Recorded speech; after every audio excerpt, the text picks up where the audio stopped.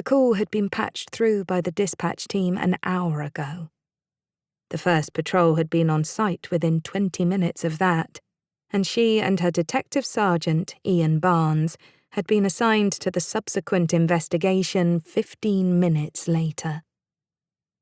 Notwithstanding their current workload, their superiors in Gravesend had taken one look at their location, a scrap metal yard on the outskirts of Tunbridge Wells that had been under investigation for the past month, and opted to send the nearest available superior officer.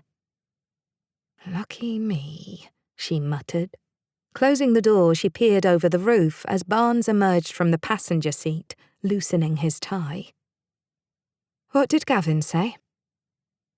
Barnes tucked his mobile phone into his shirt pocket and shielded his eyes with his hand as he looked at 3 forensic specialists in white protective suits moving between their van and a building at the far end of the farmyard.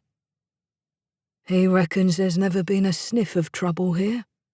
The nearest recorded incident was a drink-driving crash about a mile or so down the lane towards Headcorn in February."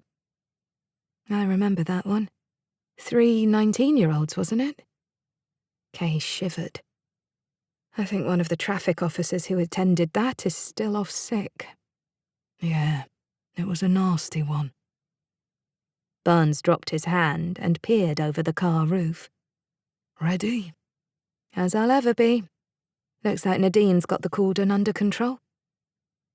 Kay led the way over to the far end of the yard, where a young, uniformed constable with brown hair tied back into a neat ponytail stood beside a metal 5-bar gate.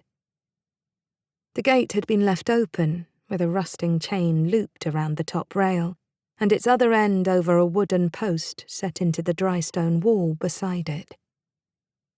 Nadine had stretched blue and white crime scene tape between the post and a protruding lump of flint in the wall opposite, and stood with a clipboard in her hand and a black biro in the other. She straightened at the sight of the 2 detectives. "Morning, Gov," she said to Kay, giving Barnes a nod by way of greeting and holding out the clipboard. "Kyle said you were on your way over." Kay scrawled her signature and the time on the sign-in sheet before handing it to her colleague.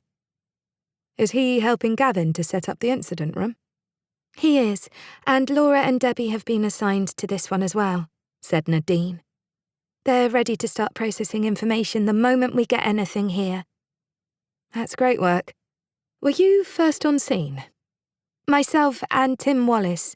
He's down in the hotfields at the moment, helping to coordinate with Harriet's forensic team. They got here about 10 minutes ago, so they're making sure we didn't mess anything up." "Did you?" said Barnes. "No, Sarge. As soon as the workers showed us the crime scene, we moved all of them up to the staff room in that barn over there."